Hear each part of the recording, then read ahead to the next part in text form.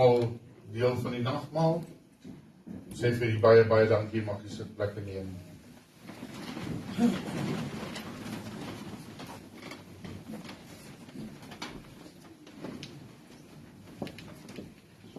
Die beter deel van die diens is wanneer ons eengesind ten opsigte van die Here sy naam groot maak. Amen. Die beste deel daarvan is dat hy die eer en die lof en die erkenning kry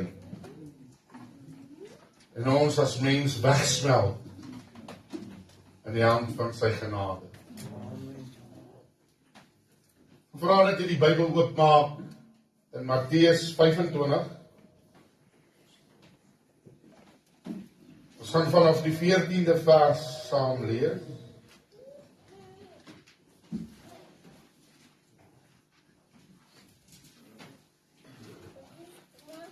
Dis 'n profetiese rede wat Jesus in 'n gelykenis van talente meegedeel het. Hy sê, want dit is soos 'n man wat op reis wou gaan en sy diensknegte roep en aan hulle sy besittings toevertrou.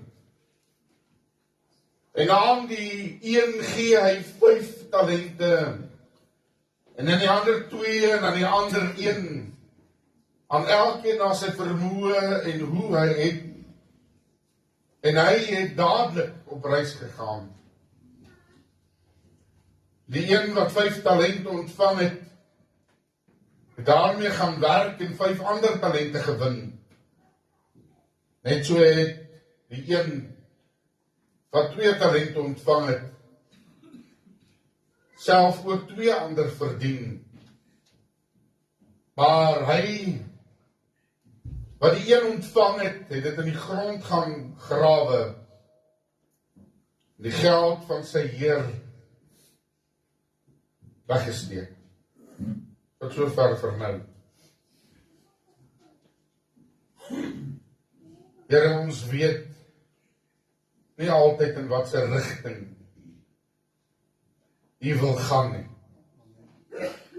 Maar wanneer ons ore toespits en luister na wat U Gees, wat ons leer en lei en alle waarheid met ons spreek, dan ontvang ons tog dit waarheen U die rigting bepaal. Ver voor die grondlegging van hierdie aarde het U die dag bepaal dat hierdie boodskap hier sou uitgaan.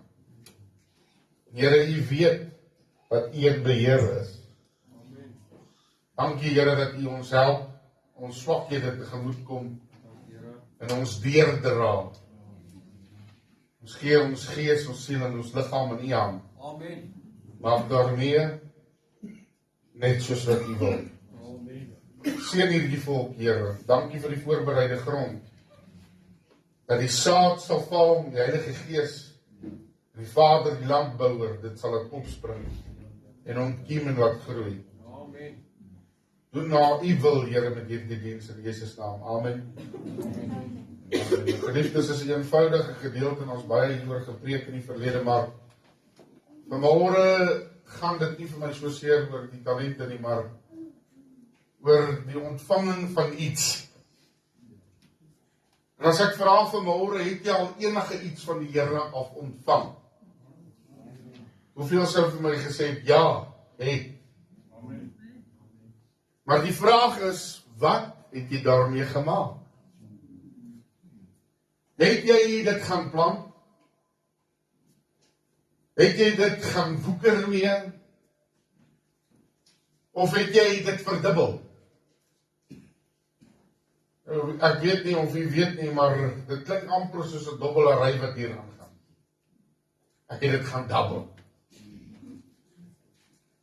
Maar as te ware het hierdie 2 eerste van die slawe gaan werk met die wat hulle nodig gehad het, dit wat hulle gehad het, het hulle gaan verdubbel. Een wat 4 gehad het, het moet klomp teruggekom. Een wat 2 gehad het, het moet klomp teruggekom. Oor wie sou die meester dan die meeste bly gewees? as dit dan geld was wat hy vir hulle nagelaat het, iets wat hy vir hulle gegee het, hoe sou ek dan dit wat ek ontvang het, hanteer? Die 19de vers sê dan die volgende, Matteus 25 vers 19. Hy sê, en na 'n lang tyd het die Heer van daardie diensknegte gekom, nou oor hierdie woorde, met hulle afgereken. Nou dit klink soos 'n geveg wat wil kom. Dit klink soos 'n aanklagte wat wil kom. Dit klink om te kom kyk, wat het jy jouself mee besig gehou? En dis is te ware eintlik reg. Die eerste maal toe Jesus sy voet op hierdie aarde gesit het, as mens was dit as 'n swak babietjie. Hy het gekom om geslag te word deur hulle wat nie sy genade eintlik verdien het nie. Die tweede maal gaan dit nie so maklik wees nie. Die tweede maal gaan hy kom as die leeu van Judas stam. Hy is eenmaal geslag en sal nooit weer geslag hoef te word nie. Die tweede maal wat hy kom is om af te reken met die vyand. As te ware om tot niet te maak en vir ewige oorwinning oor hom te spreek. Maar die diensknegte, hoe sal hulle lot wees? Ons gaan verder met Matteus 25 vers 20. Hy sê die een wat 5 talente ontvang het, kom en bring 5 ander talente en sê, meneer, 5 talente het u aan my toevertrou. Hier het ek 5 ander talente daarby verdien. En sy Heer sê vir hom, mooi, so goeie en getroue diensknegt, oor weinig was jy getrou, oor vele sal ek jou aanstel, gaan in die vreugde van jou Heer. Die 22ste vers sê, en die een wat 2 talente ontvang het, kom ook en sê, meneer, 2 talente het jy aan my toevertrou. Hier het ek 2 ander talente daarby verdien. Sy Heer sê vir hom, mooi, so goeie en getroue diensknegt, oor weinig was jy getrou, oor veel sal ek jou aanstel, gaan in die vreugde van jou Heer. En die een wat 1 talent ontvang het, kom ook en sê, meneer, ek het u geken, dat hy 'n harde man is, wat maai waar hy nie gesaai het nie, en by mekaar waar hy nie uitgestrooi het nie. Omdat ek bang was, het ek gegaan en die talent in die grond weggesteek. Hier het u wat aan u behoort. Maar sy Heer antwoord en sê vir hom, jou slegte en lui diensknegt. Jy het geweet dat ek maai waar ek nie gesaai het nie, en my mekaar maak waar ek nie uitgestrooi het nie. Daarom moes jy jou geld by die wisselaar gestort het, en ek sou by my koms wat aan my behoort met rente ontvang het. Geliefde, vanmôre wil ek met u praat oor die genade van die Here. Dis vir my hartseer dat hierdie mooi song, hierdie sang, wat vanmôre hier uitgegaan het, eintlik beskryf word as 'n begrafnisliedjie, Amazing Grace. En aan die einde van iemand se lewe sing ons dit heel hartig en almal die wêreld ken Amazing Grace. Maar weet ons regtig waarvan en hoe dit bestaan en wat is die bestaan van genade onbeskryflik groot. Vanmôre wil ek jou vra, wat doen jy met die genade wat die Here vir jou gegee het? Wat doen jy, want Jesus het klaar opgevaar na die hemel. Jy's in hierdie tyd gebore, in hierdie spesifieke tyd, en tog het jy 'n mate van genade ontvang toe jy kom buig het en gesê het, Here, ek gee myself oor aan U. Wat maak jy met die genade wat die Here vir jou gegee het? Ek sou daarvan gehou het om vanmôre hierdie preek in Engels ook te preek. Dan is ons hele die comfort zone. What do you do with the grace God has given you? Do you go and bury it in the ground? Kom, ek gaan dit vir u mooi verduidelik vanmôre. Dat baie van ons wat hier is vanmôre is al skuldig daaraan. Want loop ons in die wêreld in tussen normale mense, kan niemand sien wie jy is en wie jy is in Christus nie. Dis daar waar jy as diensknegt van die Here van die Allerhoogste gaan en jou genade voor die mensdom begrawe, want hoekom? Ons is bang. We are afraid. Wanneer ons voor die mense kom, wat sou gebeur vanmôre? 'n Storm hier, 'n afdeling soldate en sê julle is in die kerk vanmôre, wie van julle glo in Christus? En as jy sê jy glo, skiet hulle jou dood hier. Hoeveel sal omdraai en sê, Here, hou my die genade solank ek lewe? Hoeveel sal uitloop vanmôre? Hoeveel sal bly? Hoeveel sal sy lewe gee? Hoeveel sal sê, Here, ja, dit was die moeite werd? Ons het soveel bekommernisse. Ons het bekommernisse oor môre. Ons het bekommernisse oor nou. Ons het bekommernisse oor geld. Ons het bekommernisse oor karre en huise en mense en kinders en klere. En ons het bekommernis oor status. Hoe my aanstel lyk voor mense. Wat my posisie is in die wêreld. Daar's baie organisasies gestig, ongoddelike organisasies wat jou daardie posisies gee en vir jou as te ware vryheid bied, wat geen vryheid is. Want as jy Jesus moet verloon, het jy geen vryheid nie. Amen. As jy Jesus het jy die vryheid. Amen. Dis nie 'n vryheid wat van jou geneem kan word nie. Maar dis ook nie 'n vryheid wat geminag kan word nie. En ook nie deur jouself nie. Nou wil ek die vraag, wat doen jy? Oor die genade wat die Here vir jou gegee.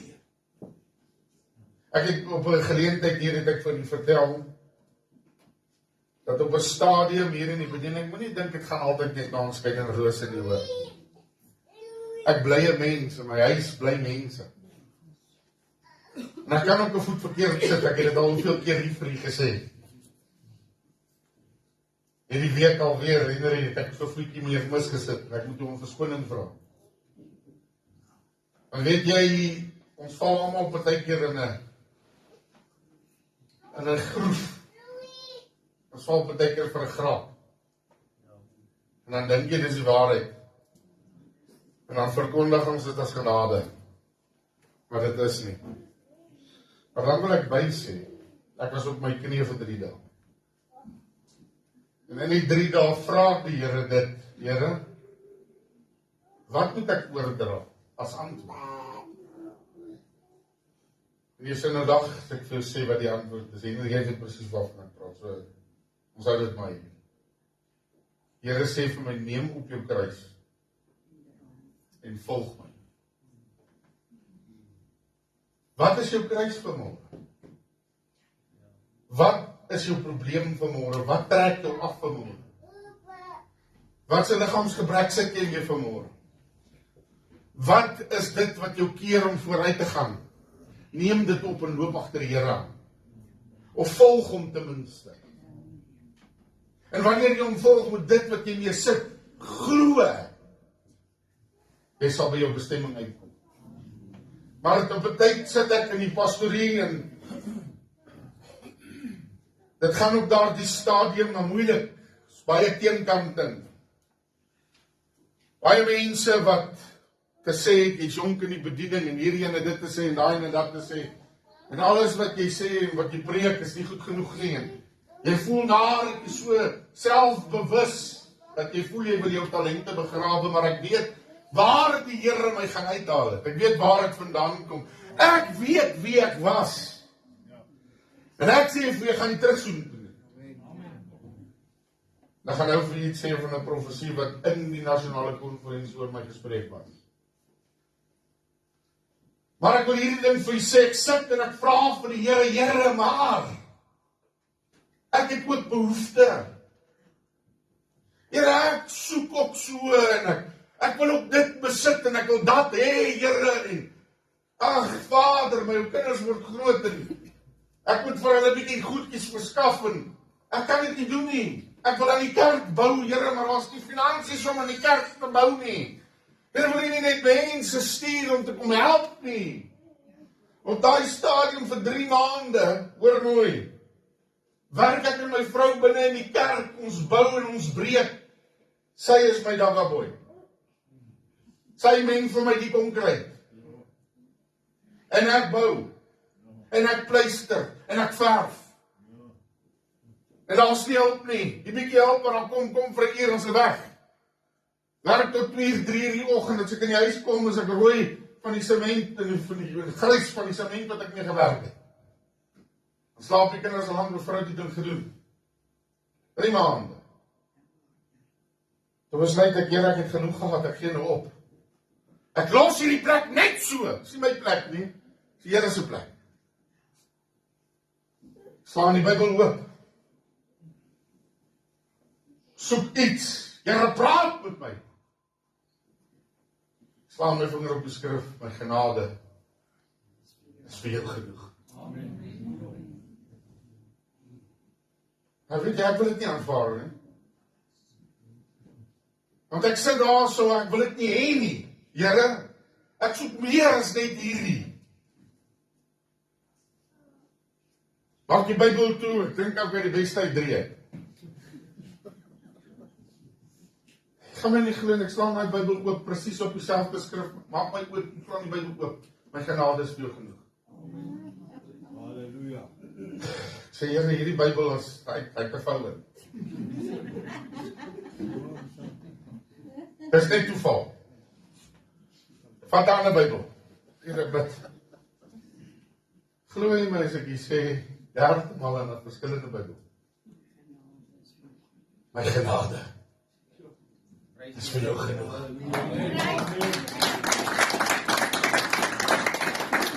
Dink jy dit stop daar? Ek en my vrou, ek gaan daar ook sê van, ja, my Bybel is gekrok. Hulle wil nie, kom, gee jou Bybel. Sy druk haar vinger op die skrif. My genade is vir jou genoeg.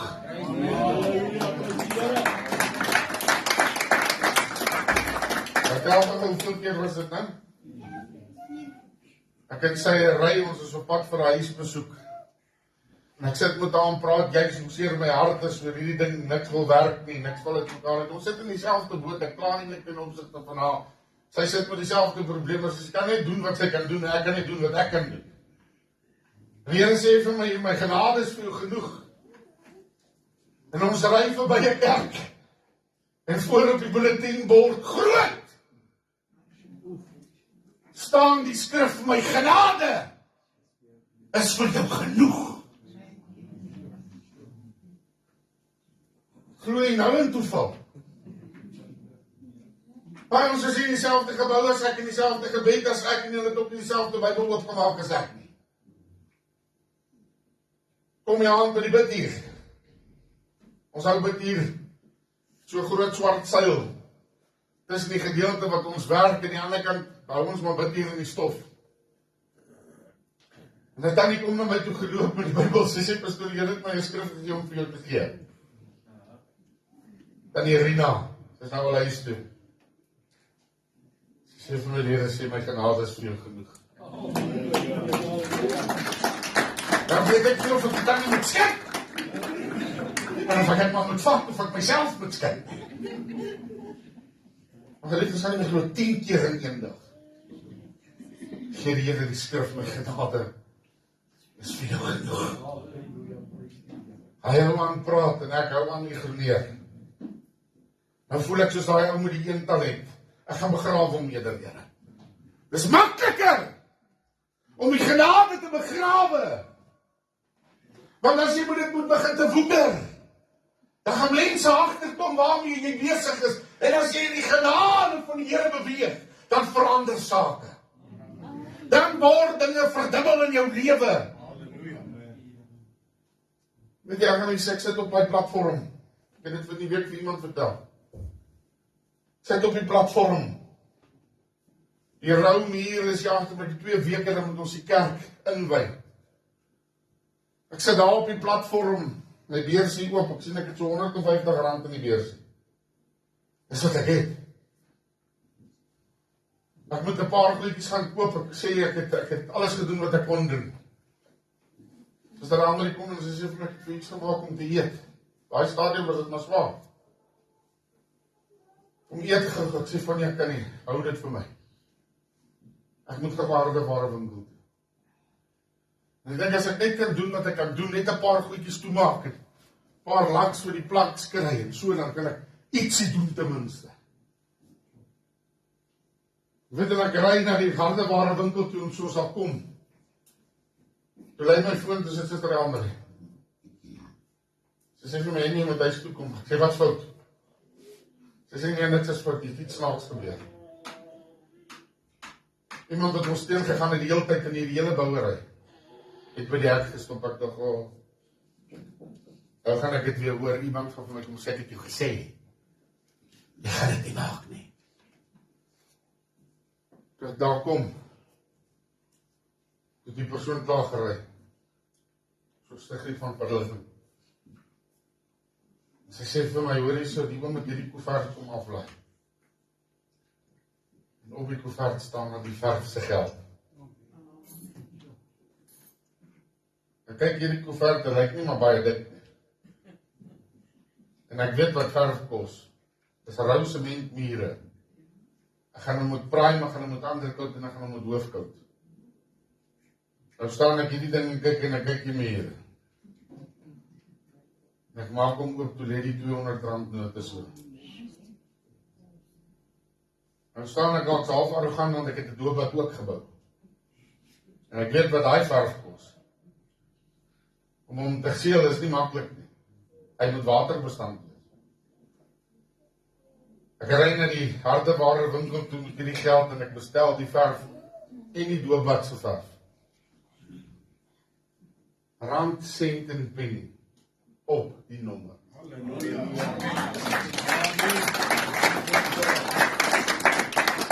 Die verf se geld.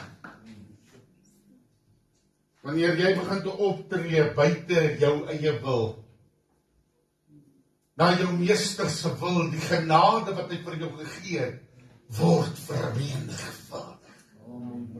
Dit help nie, jy gaan begrawe jou genade, wanneer daar dinge gebeur nie. Dit help nie, jy gaan sit jou genade op 'n rak nie. Dit help nie, jy gaan sit dit onder die grond nie, want die koning gaan kom en hy gaan eis by jou.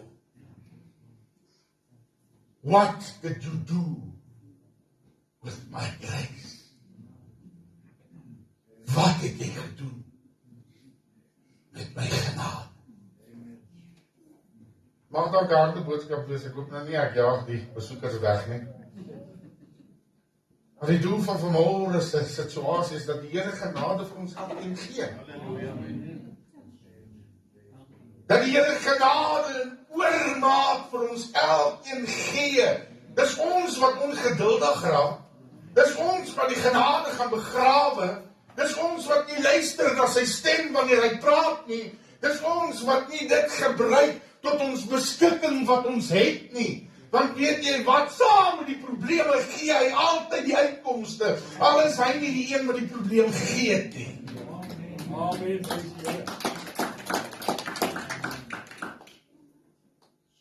As ons begin te vrees, dan begrawe ons. As ons begin te vrees, dan sit ons weg. As ons begin te vrees, dan lewe ons nie meer voluit nie. As jy begin te vrees, daar's 'n paar dinge wat ek kan doen. Oor wat mense sê, dan begin jy jou gedagtes vul met gif. Want dan gaan jy almal hoor iets te sê hê oor jou.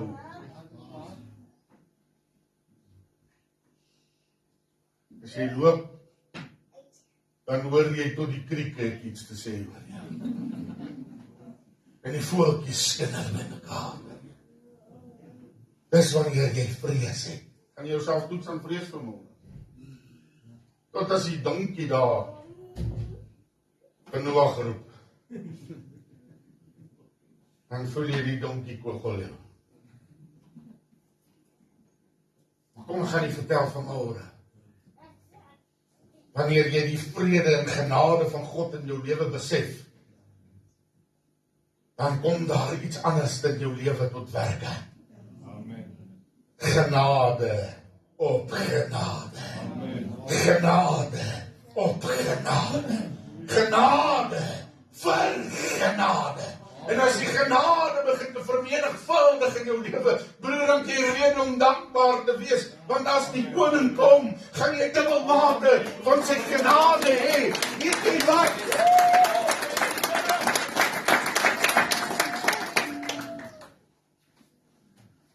Ek gaan 'n baie gewaagde stelling sê. Ek dank die Here. Ek is 'n sondaar, gered deur sy genade.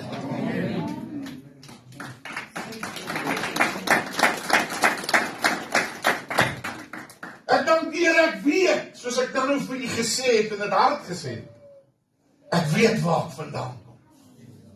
En ek gaan dit terugsoen doen. Nou gaan ek sê wat die profesie was. In die tyd wat ek daai skrifte kry, staan ek op die platform in Helderberg. Ek sê, ag, die Here praat ook nooit meer met my nie. Die moderator daardie tyd, pastoor Marius Erasmus, draai om. En hy sê nie nou hoor die woord van die Here. Hy sê as die vyand sy wil gehad het, was jy terug in die gutters van Newlands. Het jy weer gehardloop van hoel tot hoel. En het jou hande weer met bloed bevlek. Maar hy sê, my genade is vir jou genoeg.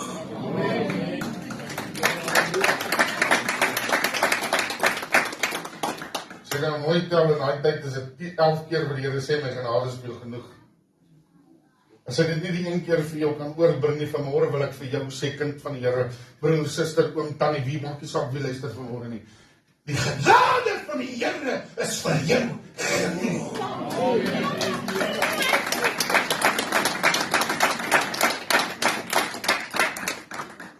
Het jy geweet in jou swakheid, is dit sy genade wat jou dra. Het jy geweet dat wanneer jy nie meer iets kan doen nie, dan is dit die genade wat iets kan doen. Mercy rewrote my life. Sy genade het my lewe herskryf. Bedoel vir 'n graf, maar opgelig vir die hemelpoorte.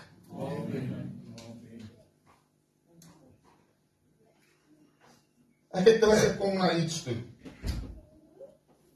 Want hierdie meester van hierdie 3 het gekom met die doel om af te reken. En Jesus vra, as ek sou terugkom, sou ek hierdie geloof nog vind? As jy jou geloof van ander goede koppel, behalwe die genade van die Here, dan mis jy die punt. Jy weet hoe hy daar loop op die pad, die Via Dolorosa, elke tree in smarte, sy liggaam deurboor, geslaan met die Romeinse kats, elke tree moeite. Die bloed het geloop vir 'n pad lank, tot waar hulle op Golgotha heuwel gekom het. Hy het nie begin te bloei op die heuwel. Hy het begin te bloei in die selle waar hulle hom ondervra het en hom geslaan het, waar hulle hom gespieg het en verkleineer het, daar waar hulle die hel op hom neer probeer druk het. Daar waar die vyand gesê het, ha, oorwinning. Daar het die genade begin. Elke druppel bloed gestort van my en u. Genade. Op genade. Op genade. Vanmôre het jy nie 'n keuse en 'n rede nie. Jy kan nie meer die genade van die Here begrawe nie. Jy moet nou nie so sedig kyk nie. Ek praat net die waarheid vanmôre. Nou gaan ek 'n baie gewaagde ding sê. Dis net mense wat nie die genade verstaan nie, wat aanstoot neem oor die boodskap soos hierdie. Dis mense wat nog in die wêreld sit met 'n wêreldgesindheid, wat nie weet hoe dit voel om vryheid in die Here te hê. Wat weghardloop van 'n boodskap soos hierdie. Want hierdie boodskap, this message is supposed to transform you. Amen. To turn you inside out. Amen. And to bring the best forth. This is what this message is supposed to do. This message is supposed to turn your life around so that you can do something for the Lord. Amen.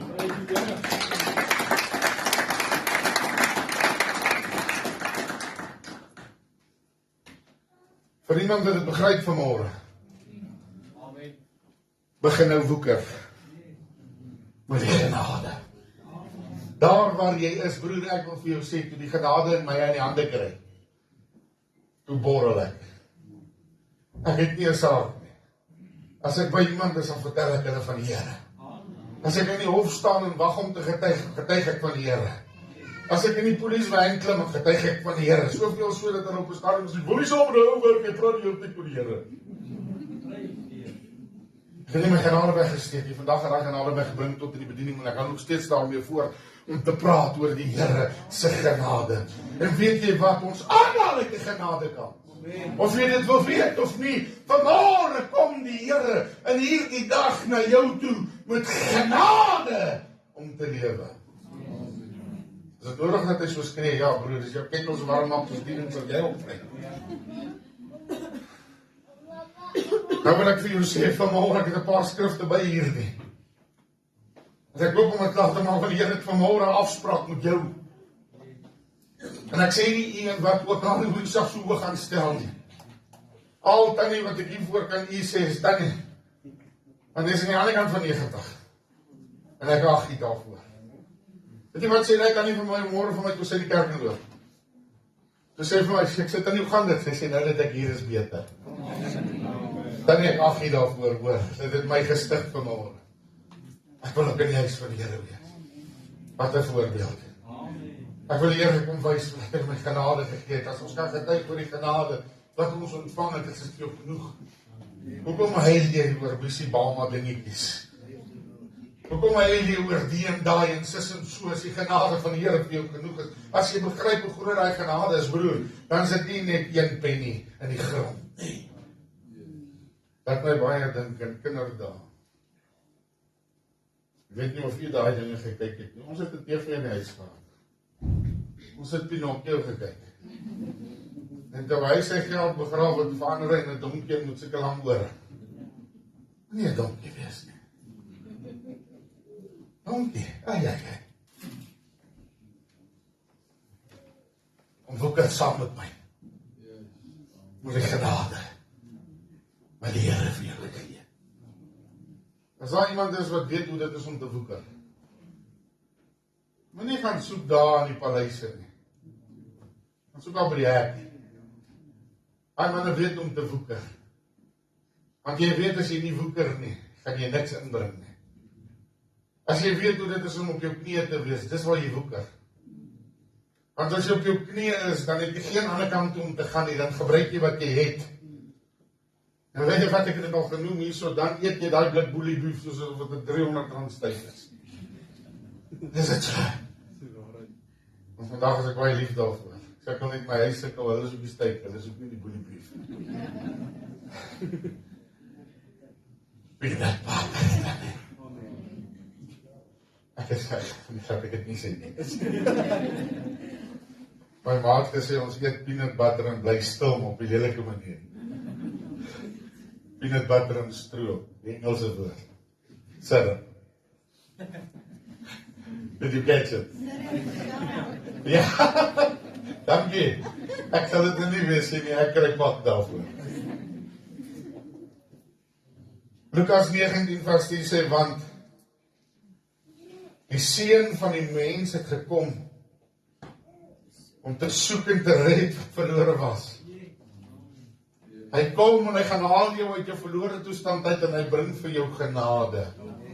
Genoegsame genade, sodat jy hom kan vind en in sy vrede gaan en in hom rus kan vind. En wanneer jy in hom rus vind, dan besef jy die waarde van daardie genade is ver bo kan dit wat die korale van die wêreld in die see kan bepaal, dit wat diamante kan gee, kan nie bekostig dit wat die genade van die Here oor jou vanmôre in hierdie huis van die Here is. Amen. Dis nie wat. Leef is 'n maklike ding. Jy moet net opstaan en beweeg. As jy ouer word. Oud word, dis nie presies die vraag uit dat. Maar kom, ek gaan vir jou een ding vertel. As jy beweeg, gaan word die lid te warm. As jy gaan sit en jy raak hulle styf. Dan nie, as jy te veel geloop het, raak hulle ook styf. Maar wanneer die liggaam in die beweeg is, dan verwek jy die vreugde. Bybel sê ons sal huppel soos kalvers uit 'n stal uit. Weet jy, geliefdes, ek weet nie wanneer die grootste genade binnegaan. Ek het dit al genoem hier en ek wil dit weer noem. En ek wil hê jy moet dit begryp, as jy dood is, het jy nie meer die genade nodig nie. Dan is jy in die genade. Ek staan by my oom se begrafnis in 2018 en hulle het 'n verskriklike, was 'n stasiebevelvoerder van 'n brandweerstasie en hulle het die brandweerstasie uitgehuur vir die dag, want al sy vriende en almal wat hy bedien het, hy uit groot vriende en groot plekke gehad. Staan binne in daai brandweerstasie se engine bay, dis 4 groot engine bays, daar staan 5 groot brandweertrokke daar staan as hulle vol staan. Die stoele is so gepak dat die saal vol is. Dis almal mense van verskillende plekke in die wêreld en in die land en verskillende klasse en daar's alles dieselfde gepak. Die brandweertrokke staan buitekant en hulle die saluut en is baie mooi. Mense staan om die brandweerstasie, so baie mense is daar. En ek staan en ek hou die ouetjie dop, hulle het 'n ou gekry met 'n doedelsak. En hy speel Amazing Grace op bagpipes. En in die eerste frase van die liedjie begin hy omdraai en ek hou die ou dop. Ek dink maar, hy betaal jou so baie en hier loop jy weg met die doedelsak. En so ver soos wat hy loop, so ver raak dit al hoe stiller. En al hoe stiller terwyl hy Amazing Grace speel en toe hy daar in die verte verdwyn, toe raak die bagpipe stil. En ons hoor nie meer Amazing Grace nie, dit steur my. Ek dink ek was al een wat hom gevra het, wat het dit gedoen, wat beteken dit? Ek sê vir my, soos wat ons lewe, beweeg ons baie keer weg van die genade van die Here af. Ek sê maar, jy geweet as jy sterwe, dan sê in die genade, hy dit nie meer nodig nie. Ek sê, hierdie is my manifestasie, ek loop weg, terwyl ek Amazing Grace speel, en in die stilte aan die ander kant wegraak. Dat die mense besef, hy wat in die kus is in die genade, het dit nie meer nodig nie, maar ons wat in die lewe is, het die genade van die Here nodig. Dis genade dat jy volgend opgestaan het, dis genade dat jy asemhaal, dis genade dat jou oë oop is, dis genade dat jy kan hoor, dis genade dat jy kan voel, dis genade dat jy kan eet. Weet jy wat, as jy wil geweet het, hoe dit is om nie genade te, jy kry iets wat jou maag keer, en jy kan nie eet nie, dan gaan ek vir jou sê, dan besef jy hoe groot genade is het, om 'n toebroodjie in jou mond te kan sit. Slukkie water te kan vat. Dis vanmôre die genade van die Here, wat jou lewendig hou. Vanmôre wil ek vir jou sê, o kind van die Here, hoekom kla jy oor so baie goed? Want jy besef nie die genade wat klaar in jou hand is. As jy daai genade vat, in 'n oomblikse tyd, en jy begin te woeker met daai genade, broer, suster, ek weet ons almal het ander talente gekry, ek praat nie oor talente vanmôre, ek praat oor die genade. Ek wil vir jou sê, my ma het geweet hoe om 'n broek te stik en haar naaldwerkmasjien uit te haal en 'n gordyn reg te maak. En dan weet jy wat, dan stuur die Here vir haar mense om dit te doen. Hier's ander mense wat weet hoe om 'n koekie te bak. Hier's ander mense wat weet hoe om 'n pannekoek te flip. Hier's ander mense wat weet hoe om die genade te vat en hoe dit te woeker. Dit wat jy gekry het om te kan doen, doen dit. Die Bybel sê, dit wat jy jou hand aan vind om te slaan, doen dit. Dan begin die genade in jou lewe vooruitbrei. Weet jy wat, dit help nie, jy sit met 'n besigheid en jy adverteer hom nie. Dit help nie, jy sit met 'n talent en jy doen dit nie. Weet jy wat ek sê? Wanneer iemand trofees kan maak, dan maak jy 'n trofee met 'n rede. En weet jy wat doen hy met daai trofee? Hy sit hom hoog op 'n kas dat almal hom kan sien. Weet jy wat doen die Here met my en eers ons aan die brand gesteek het met genade? Hy sit ons op 'n kandelaar sodat die wêreld kan sien. En die Bybel sê niemand plaas 'n dekemmer oor 'n lig wat brand nie. As jy brand vir Jesus, brand vir hom, broer. As jy brand vir Jesus, laat die genade deur jou vloei. Amen.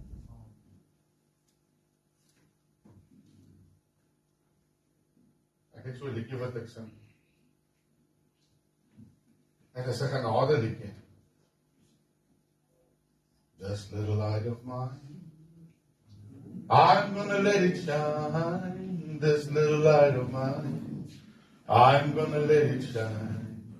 This little light of mine, I'm gonna let it shine. Let it shine, let it shine, let it shine. Dis die genade liggie van die Here in jou. En as jy daai gelig begin te skyn, weet jy die vyand hou niks daarvan. Hy gaan hom probeer doof. Hy gaan hom probeer afsit. Maar wanneer daar die genade lig begin te skyn en die genade van die Here, die genade olie van die Here begin te vloei in jou, dan begin hy lig al hoe helderder en al hoe helderder sodat die vyand jou nader nie meer kan sien nie, want dan skyn jy in die lig van God se genade. Lyk dit vanmôre vir u? Skyn jy al helderder? Wat het jy gemaak met die genade van die Here? Het jy dit begrawe? Ek hoop iemand vat iets vanmôre uit hierdie boodskap uit. Amen. Ons het gesê daai meester het gekom om af te reken. Openbaring 19 vers 11 sê die volgende woorde en ek's amper klaar, verskoon my. Hy sê, toe het ek die hemel geopen gesien en daar was 'n wit perd en hy wat daarop sit, word genoem getrou en waaragtig en hy oordeel en voer oorlog in geregtigheid. En sy oë was soos 'n vuurvlam en op sy hoof was daar krone en hy het 'n naam wat geskrywe is wat niemand ken nie behalwe hy self en hy was bekleed met wit kleed wat in bloed gedoop was en sy naam was die woord van God. Dis dan wanneer hy kom om rekenskap te kom eis van my en nie wat het ons gedoen met sy genade. As jy daai genade begrawe het, broer, het ek vir jou sleg in die suster. Ek gaan reken van jou kop af. Wat het jy gedoen met my genade? O hoor 'n prediker eendag sê, hy sê, gee vir my 30 straatkinders. Hy sê, want as ek 30 straatkinders kon in die hande kry, en hulle kon omdraai, in die tyd wat die oordeel kom, kan ek met 30 straatkinders as my weermag agter my staan, wat gaan sê, hy het ons gehelp om hieruit te kom. My genade is vermenigvuldig. Ek sê my as ek moet, so 'n paar ouens wat hulle genade begrawe het moet kom. En ek kom by die oordeelsdag van die Here sê, wat het jy gedoen? Jy het hulle net gewys om die genade te manipuleer. Môre vra ek vir jou, waar is jou genade? Hoe is jou genade? En weet jy nog die genade van die Here? Jy kan dit self antwoord. Jy kan sê, Here, ek is hier vanmôre. Ek begryp die genade vandag. Ek begryp, Here, dat ek dit nie meer kan begrawe nie. Kan jy jou liggie laat skyn? Die kinders sing in die sondagskool, ek sal skyn vir Jesus met 'n helder glans. Skitter soos die sterre aan die hemelrand. Ken jy dit? Ons is geleer van kinderdae om hierdie goede te resiteer. Ons is geleer, maar partykeer raak ons opgevou in die dag en in die oomblik. En dan vergeet ons van die genade van die Here. Ek weet jy raak moeg genoeg en jy luister nie meer so lekker nie. Romeine 14 vers 11 sê elke knie sal buig. En elke tong sal bely. Kan jy dit sien? Want daar is geskrywe so waaragtig as ek leef, sê die Here voor my sal elke knie buig en elke tong sal bely. Geliefdes, is nie net 'n belydenis nie. Dis 'n belydenis dat hy die Christus is en die genade in sy hand is. Jakobus 5 vers 13 leer ons 'n paar goed. En ek sê vir julle, dit is baie belangrik vir môre om in te neem. Is daar iemand onder julle wat ly, laat hom bid. As iemand opgeruimd is, laat hom psalm sing, ons gaan verder. Kan ons nog een aangaan? Is daar iemand siek onder julle, laat hom die ouderlinge van die gemeente inroep en laat hulle oor hom bid, nadat hulle hom in die naam van die Here Jesus met olie gesalf het. Nou luister gou wat sê hy dan, en die gebed van die regverdige, die gebed van die geloof, sal die kanker red. En die Here sal hom oprig, selfs as hy sonde gedoen het, sal dit hom vergewe word. Bely mekaar julle misdade en bid vir mekaar, sodat julle gesond kan word. Die vurige gebed van die regverdige het groot krag. Dis wanneer jy begin te besef, kind van die Here, dat Elia 'n mens soos ons was, en dat hy net ernstig gebid het, dat dit nie moes reën nie, en dat dit op die aarde vir 3 jaar en 6 maande lank nie gereën nie. En hy het weer gebid, en die hemel het reën gegee, en die aarde het sy vrug laat uitsprei. Het jy Elia het geweet wat die genade van God is? Ons word mislei in die genade van die Here. Want die vyand kom en hy kom preek, ek kom goed in jou ore wat jy nie moet hoor nie. En hy vra vir jou, is die genade van die Here dan rarig genoeg vir jou? Hoekom gaan dit dan so sleg met jou? Hoekom het niks nog gebeur nie? Hoekom is daar soveel twyfel in jou lewe, want die vyand sit op jou skouer en hy preek vir jou al die negativiteit? Sou jy die genade gevat het?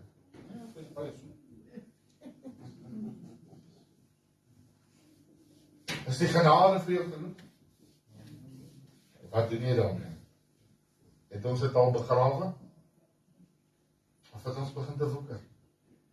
Jy alleen kan antwoord. Die Here sal weet.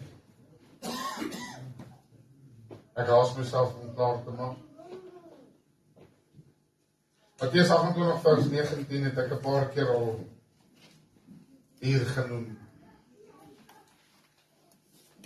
Matteus 28 vers 19 sê, gaan na die kerk toe, sit daar en wees deel van die banke. En as die pastoor klaar gepreek het, gaan die huis toe en sê, ag, hy het net geraas vandaag. Is dit wat dit sê? Hy sê, gaan dan een, maak disippels van alle nasies, laat hulle doop in die naam van die Vader, die Seun en die Heilige Gees, en leer hulle om al hierdie dinge te onderhou. En dan is daar 'n dingetjie wat ek bysit, hy sê, en bid vir mekaar. Bid vir mekaar. Vanmorgen terwyl ons in hierdie gebou is, gaan ek dit laat gebeur. Bid vir mekaar. Draai die een na die ander, die man na sy eie vrou, die vrou na haar eie man toe. En bid vir mekaar. Broers en susters, bid vir mekaar. As daar iemand vreemd van so sit, lei jou hande op hulle, bid vir mekaar. Ek nooi jy uit in hierdie oomblik om vir mekaar te bid. Sê vir die een langs jou, die Here se genade is vir jou genoeg. Sê vir jouself vanmôre, sy genade is vir my genoeg. My vrou van dat jou kinders en bid vir hulle.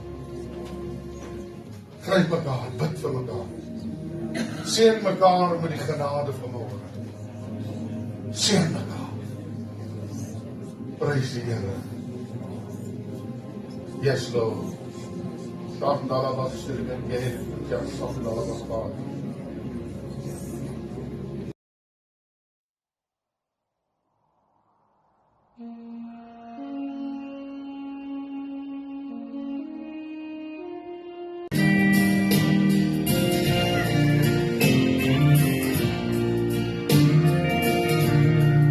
I'm only human. I'm just a man. Help me believe what I could be and all that I am. Show me the stairway I have to climb. Lord, for my sake, teach me to take one day at a time. One day at a time, sweet Jesus, that's all I'm asking from you. Just give me the strength to do every day what I have to do. Yesterday's gone, sweet Jesus, and tomorrow may never be mine. Lord, help me today, show me the way, one day at a time.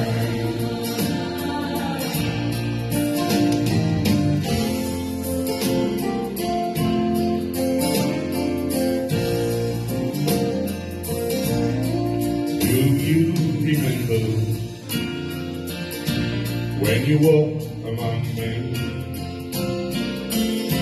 Well, Jesus, you know, when you're looking below, it's worse now than then. Pushing and shoving, that's not in my mind. So for my sake, teach me to take one day at a time. One day at a time, sweet Jesus, that's all I'm asking from you. Just give me the strength to do every day what I have to do. Oh, yesterday's gone, sweet Jesus, and tomorrow may never be mine. Lord, help me today, show me the way, one day at a time. Yesterday's gone, sweet Jesus, and tomorrow may never be mine. Lord, help me today, show me the way, one day at a time. Lord, help me today, show me the way, one day at a time. Praise the Lord. Elke dag op die prys die Here baie dankie. Nou, voordat ons begin, ek hoop hierdie een is nou aan, want ek spring nou vanaand rond tussen mikrofone.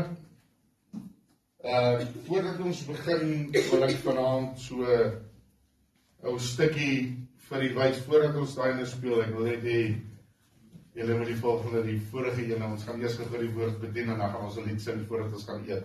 Dis reg met u. Amen. Dis ons lekker deel van die sitkamerdiens, ons kan ietsie geniet na die tyd. Ja, En ek gaan nie lank besig wees vanaand nie, maar ek wil hê jy moet noukeurig luister na wat hierdie man sê. Is jy reg met hom? Prys die Here. Is daar 'n tegniese ophou? Kom julle reg? Ek kan die video wys. Die laaste ene moet jy ook vir my wys asseblief. Halleluja. Skus as ek nou 'n spanner in die hooks kom gooi so 'n paar minute voor die tyd. Ons kyk gou.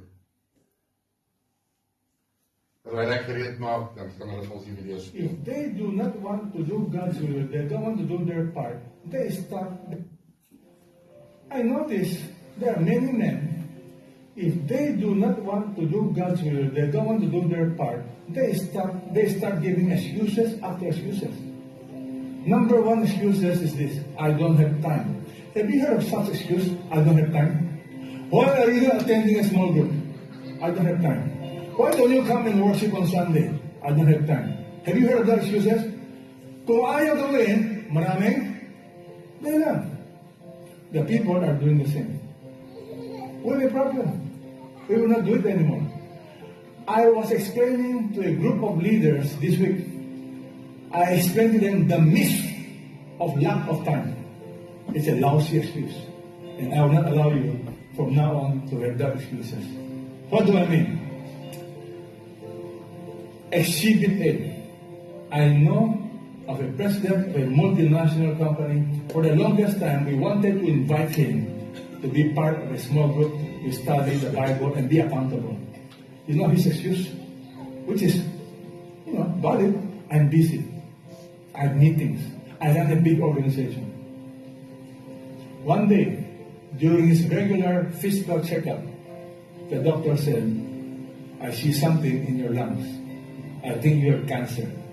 The moment he heard the word cancer, suddenly he has time. Time for what? Go and see the doctor, physical checkup, Bible study, prayer time. Why? Let me tell you why. Facing death has an amazing power to alter your priorities. The myth of no time is a lie. If a father will not give enough time to his children, it's simply because for the father, the children are not that important. If you don't have time to worship God on a regular basis, that means you are not giving it priority. If you don't have time for Bible study, for prayer, it tells me one thing: it is not important. So do not ever deceive yourself to say you don't have time. You will make time for what is important, and you will not have time for what is not important. Amen. Ek gaan nie verskoning vra vir die waarheid nie. Dan is die waarheid. Dis waar. Ek gaan vir u vertel dat ek baie keer wyl ek in die tydelike diens was en nie by 'n butiek kon uitkom nie, dan ry ek en stop ek by iemand se huis.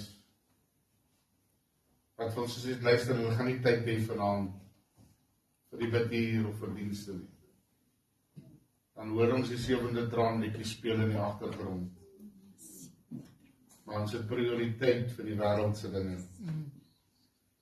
Ek wil met u praat vanaand in kort oor tyd as 'n baie duur kommoditeit. Want tyd kan nie gekoop word nie, maar ons betaal vir tyd. Wanneer jy werk toe gaan en jy gaan staan daar in 'n queue en jy werk, dan betaal hulle jou per uur, is dit nie? Of per eenheid van uur. Wanneer jy 'n dokter sien, betaal jy vir die afspraak per uur. afhangende wat se dokter jy sien, as dit by spesialiste kom, is dit nog duurder. Dan betaal jy sommer vir 'n afspraak 'n totale bedrag. Maar weet jy, die een ding wat mense nie voorbetaal eintlik nie, kerk, skep ons af. Ons sien dit as nutteloos en doelloos en nie nodig vir ons tyd nie. Maar tog is dit een van die belangrikste gedeeltes van ons week en ons tyd en hoe ons dit sal spandeer. Die prediker in Prediker 3 praat oor hierdie situasie. Ek gaan daarin bly, terwyl ek daarin bly, luister maar. Ek het nie vanaand die skriffies agtergegee nie, dis heeltemal te veel weer. Dis nie 'n lering nie. Dis nie 'n waarskuwing nie. Vat dit maar soos wat jy wil. Dis 'n sitkamer nie. Dis 'n gemaklike ding. Dis nie 'n uittrap sessie nie. Maar is 'n dinksessie. Prediker 3 vers 1 sê, alles het op sy bepaalde uur en vir elke saak onder die hemel is daar tyd. Tyd om gebore te word en 'n tyd om te sterwe, 'n tyd om te plant en 'n tyd om uit te roei wat geplant is. 'n tyd om dood te maak en 'n tyd om gesond te maak, 'n tyd om af te breek en 'n tyd om op te bou. 'n tyd om te ween en 'n tyd om te lag, 'n tyd om te weeklaag en 'n tyd om van vreugde rond te spring. 'n tyd om klippe weg te gooi en 'n tyd om klippe bymekaar te maak. 'n tyd om te omhels en 'n tyd om ver van omhelsing te wees. 'n tyd om te soek en 'n tyd om verlore te laat gaan.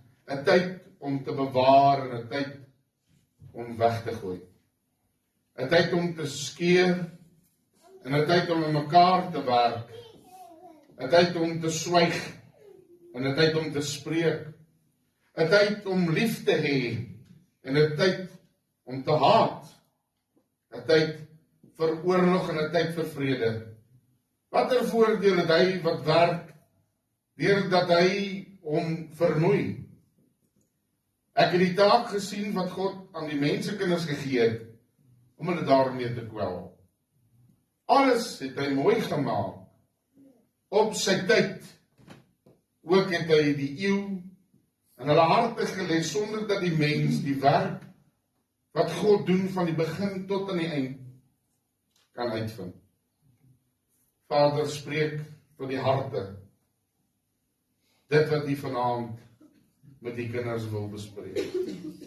Terwyl ons gemaklik is, Here, laat dit wees net soos wat U dit bedoel het. Laat dit penetreer diep in die denke en in die hart. En gee ons stof tot nadenke oor hierdie tyd wat U vanaand met ons wil bespreek in Jesus naam. Amen. Amen. Maar geliefdes, ek kan seker sê, daar's baie dinge wat net uitstaan in hierdie gedeelte van tyd. Maar as ons kyk oor tyd, is dit so kosbaar, want hoe ouer jy word, hoe vinniger kom jy agter dat tyd eintlik vlieg. Hy het nie vlerke nie, maar hoe, hy vlieg. Ek kan onthou dat in 'n dag dit altyd vir my verskriklik lank gevoel het, as ou vroeg in die oggend moet skool toe gaan, want die dag trek so lank tot 2 uur toe. Dan begin jy werk en jy kom agter dat die dag so lank trek en 12 ure skof. En dan na rukkie besef jy, luister, maar ons is al in die helfte verby van hierdie jaar. Dit was bykans 6 maande, amper 7 maande terug, wat ek en Suster Elmer en ons kinders hier gearriveer het. 6 maande het soveel dinge gebeur. Mense het bygekom, mense het gegaan, mense het almal hulle eie opinie verwek en ons is nog hier. Ons gaan nog vorentoe. Die werk van die Here gaan aan. Ons prioritiseer ons tyd vir ons mense. Ons prioritiseer ons tyd vir ons gemeente. Ons prioritiseer ons tyd vir die Here. Amen. Halleluja. Daardie is tyd wat jy nie mors nie. Wanneer jy prioritiseer ten opsigte van dit wat hierdie man vanaand ons gesê het belangrik is, dan word jy daaraan gemeet. En mense mors baie tyd op onbenullige goed. Mense mors tyd op baie goed wat nooit iewers iets rarig gaan beteken vir jou lewe of jou geestelike lewe.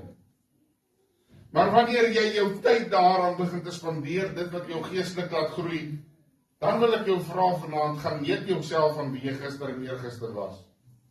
Jy sal agterkom in 'n kort tyd het jy baie verder gekom as wat jy self besef het.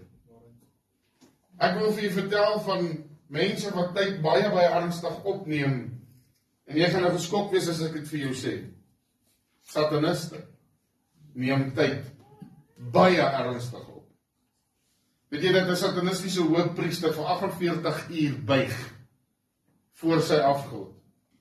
En vir 48 uur tyd spandeer sonder om op te staan om hom te aanbid wat nie waardig is om gaan bid te word. Maar ons sukkel om partykeer 5 minute aan gebed af te steek. Ek bedoel nie van openbare gebed nie, ek bedoel van binnekamer gebed. Om tyd te maak net om met die Here te spandeer, en praat ons van ons het 'n verhouding met die Here. As jy nie tyd spandeer in enige verhouding nie, is daardie verhouding sterk op pad om skipbreek te lei. Ek kom agter dat ek die laaste rukkie baie praat oor die verhouding met die Here. Tyd is een van die dinge wat baie nodig is om te spandeer aan jou geliefde, aan jou kinders, aan jou werk wat vir hulle voorsien, maar kom ek gaan vir jou sê, wanneer die werk eendag weg en ontklaar is dit nog net jou familie wat oorloop. Terwyl die familie waardeer hulle, want ons weet nie hoe lank ons tyd saam met elkeen van die is. Jy weet, dit is op 'n oomblikse tyd, in 'n oomblikse wink, in 'n wink van 'n oog, en verander sake. En weet jy, wanneer ek gaan vir jou sessie vir mense vanaand 'n kans gee om te sê, luister, as ek nog net 1 oomblik saam met daardie persoon of daardie persoon kon spandeer, dit sou so kosbaar wees. Maar terwyl ons tyd het, mors ons dit partykeer onbenullig. Johannes 9 vers 4 en 5 sê vir ons iets, en Jesus is aan die woord. Terwyl ek dit kry vanmôre, dink ek ook aan klomp dinge. Hy sê, Jesus praat met sy disippels, hy sê, ek moet die werk doen van hom, met die hoofletter wat my gestuur het.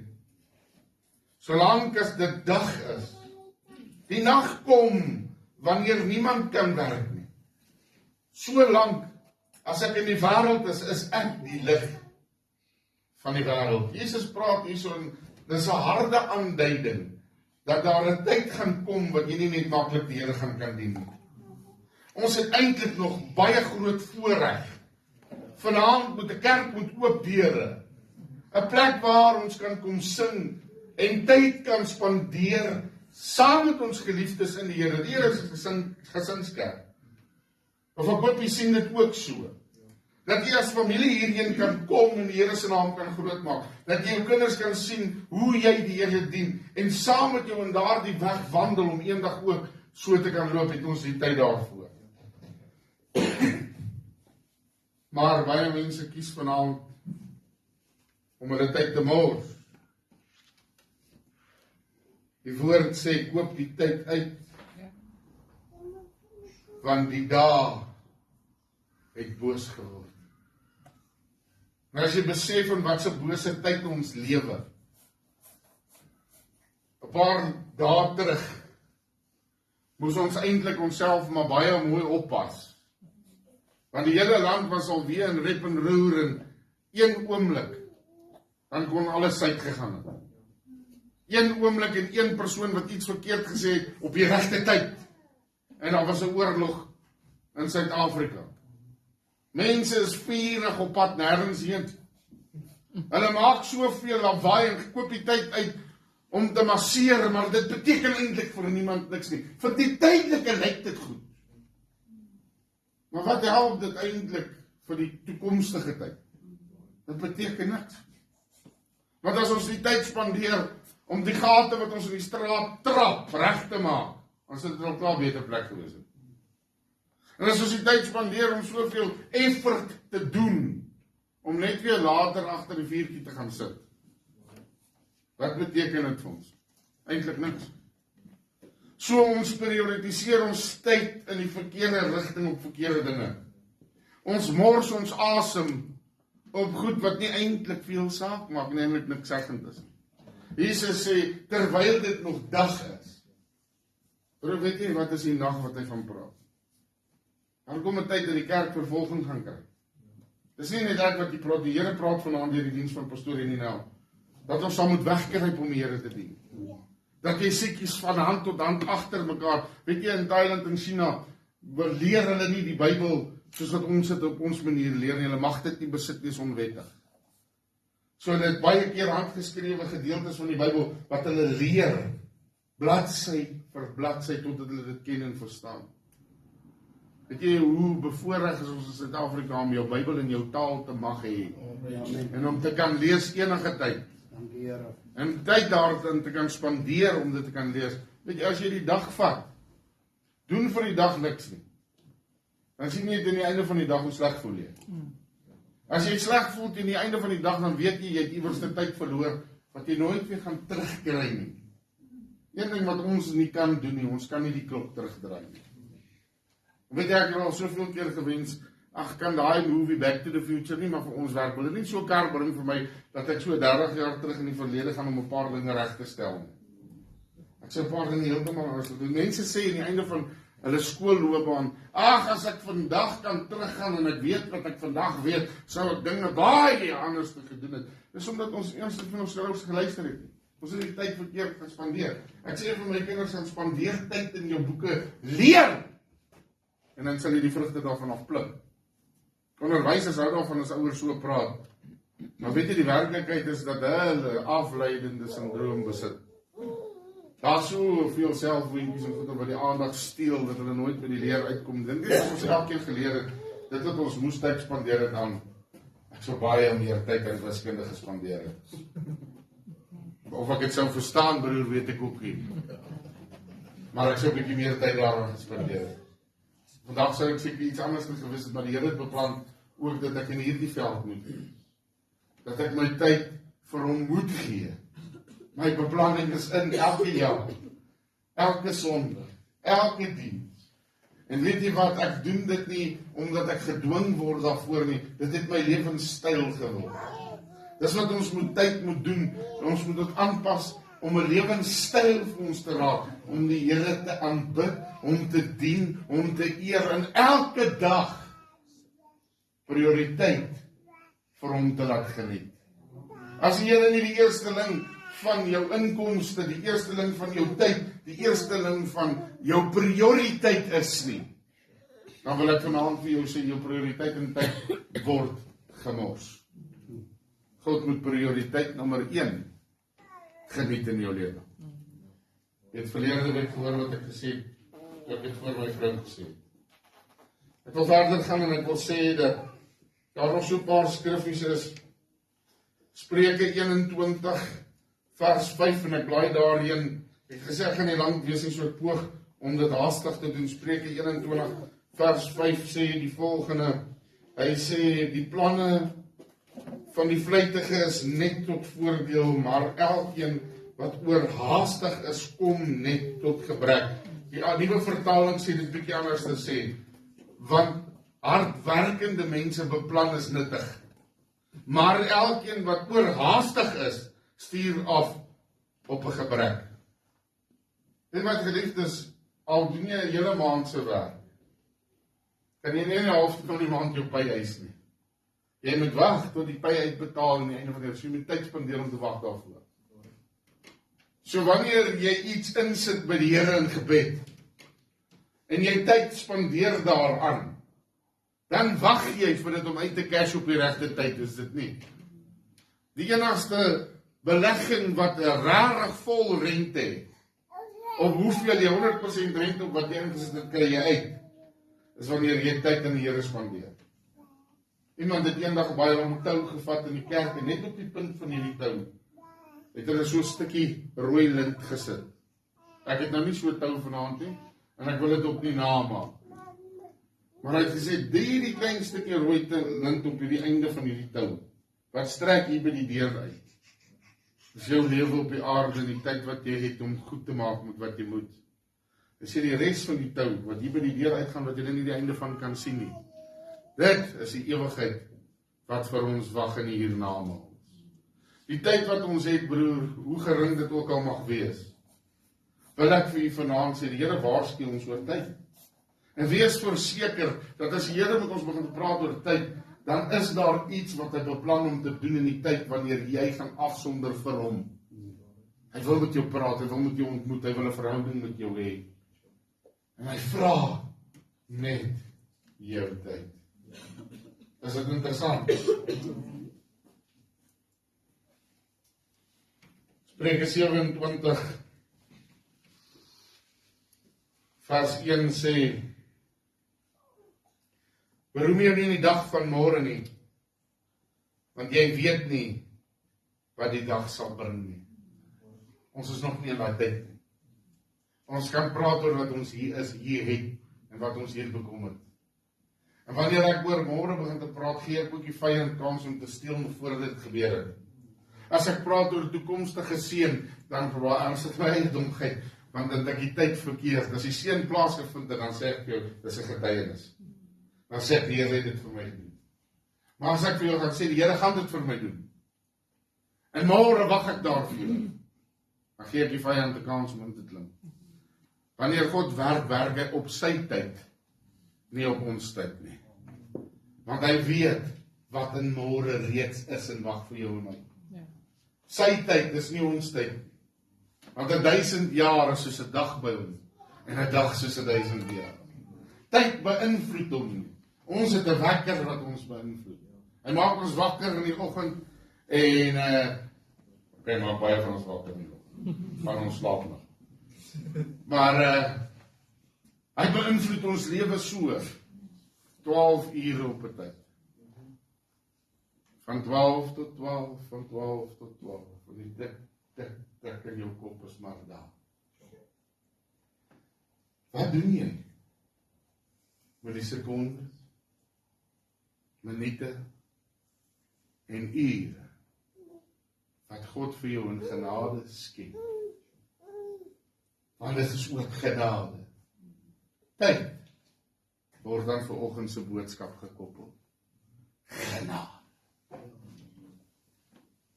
Dit was maar net 'n genadekant. Prys die Here. Preek ek nie morbied vanaand? Nee. Kyk maar net, dit is eintlik nie supposed om so te wees nie. Psalm 31 vers 16, en ek haas druk bietjie meer om klaar te kry nou. Psalm 31 vers 16 sê die volgende: Hy sê, my tye is in die hand, red my uit die hand van my vyand en van my vervolgers. Wanneer jy jou tyd in God se hand sit,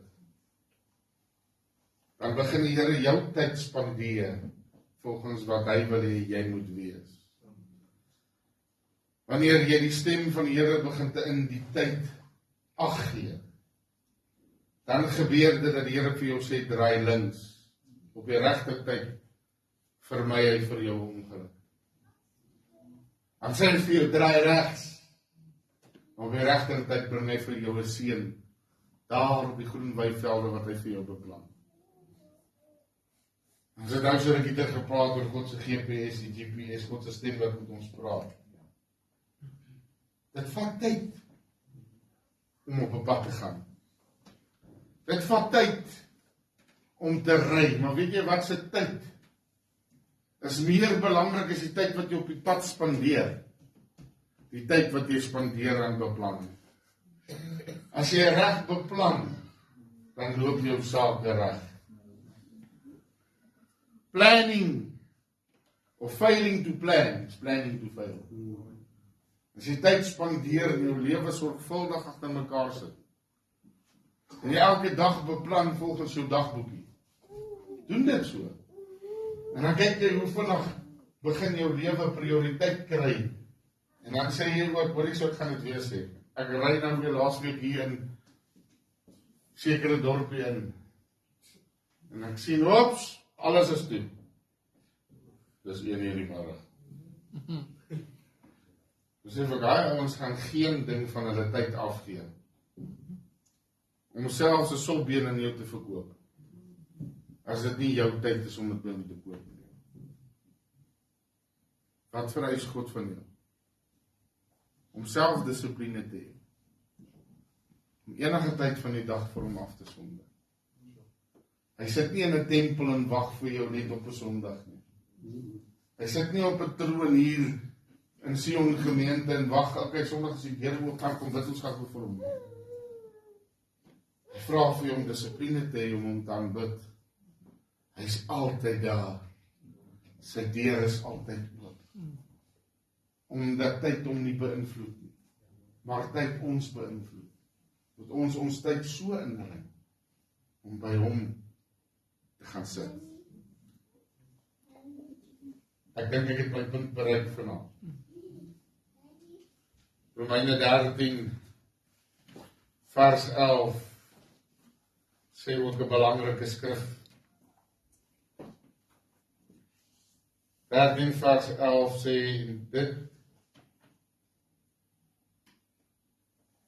En dit te meer, omdat ons die tydsomstandighede ken, dat die uur vir ons reeds daar is, maar die slaap wakker te word. Want die saligheid is nou nader by ons as toe ons gelowig geword. As jy hierdie pad 'n tyd lank geloop het, en jy het saam met die Here tot op hierdie punt in jou lewe gekom, dan besef jy dat jy nader kom aan die tyd van jou hiernamaals met hom. Jy raak bewus van hoeveel tyd jy gemors het. Jy mens maar, ek het dit jare terug 'n liedjie gesing wat so gaan. Wasted years. Oh, how foolish. Dis tyd wat ons nooit weer kan terugkry. So hoekom sal ons nie vanaand beplan om die Here te dien in gees en in waarheid nie? Hoekom sal ons nie dit wat ons verbrou het deur die jare weer kan terugkry? Broer Alex, ek dink jou gebruik as 'n voorbeeld vanaand.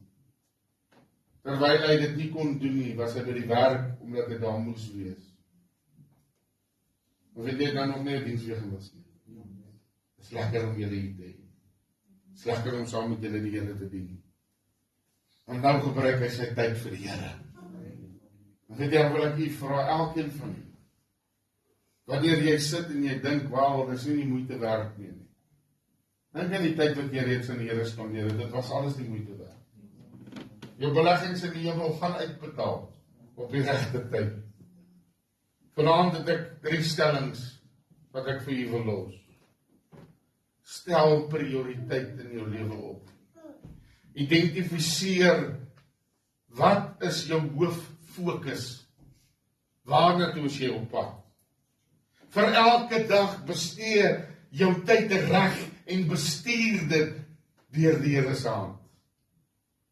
Dis punt nommer 1. Wees versigtig dat jy nie onnodig tyd afknip vir verkeerde dinge nie.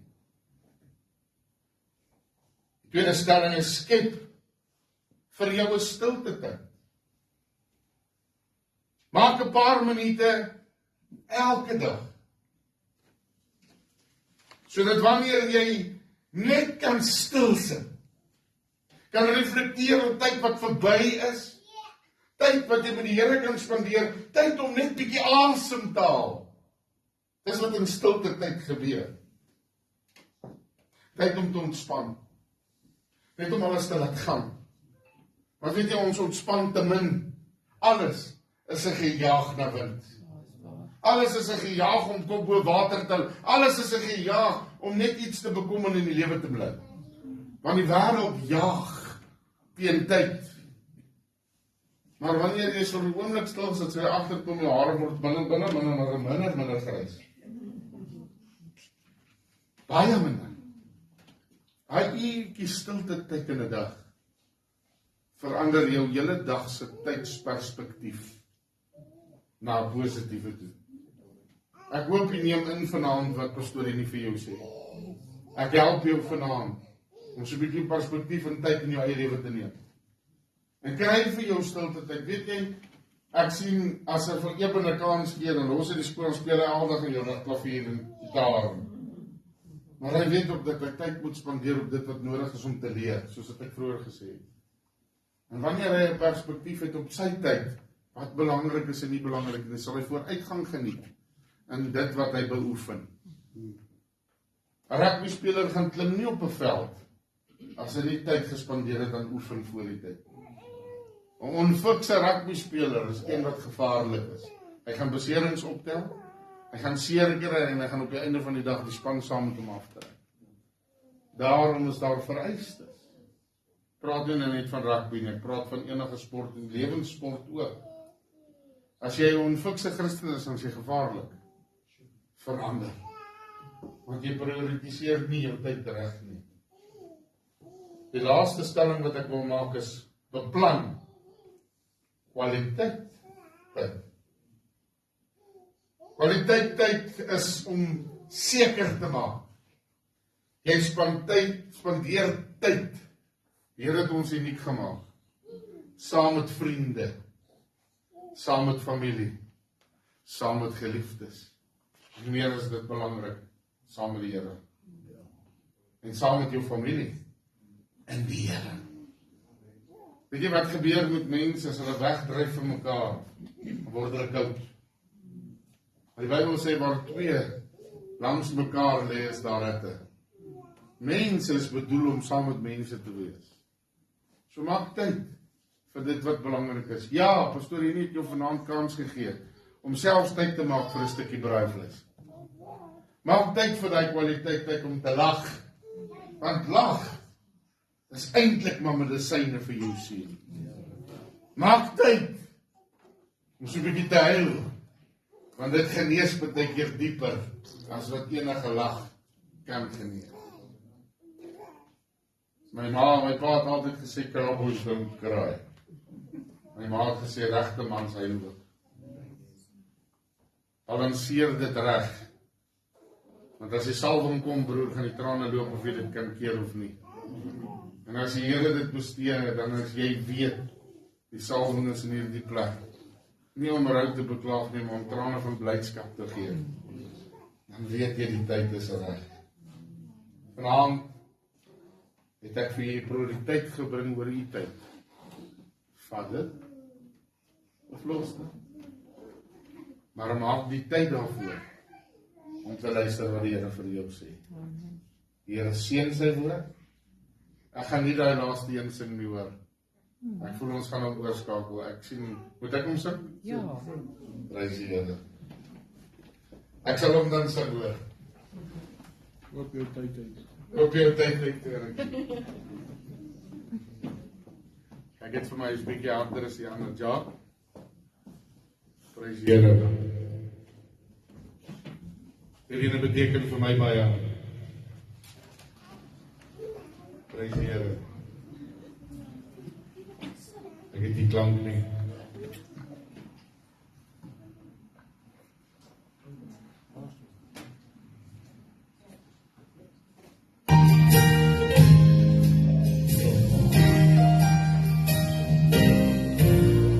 As the world looks upon me, as I struggle along, they say I have nothing, but they are so wrong. In my heart I'm rejoicing, how I wish they could see. Thank you, Lord, for your blessing on me. There's a roof up above me, I've a good place to sleep. There's food on my table and shoes on my feet. You gave me your love, Lord, and a fine family. Thank you, Lord,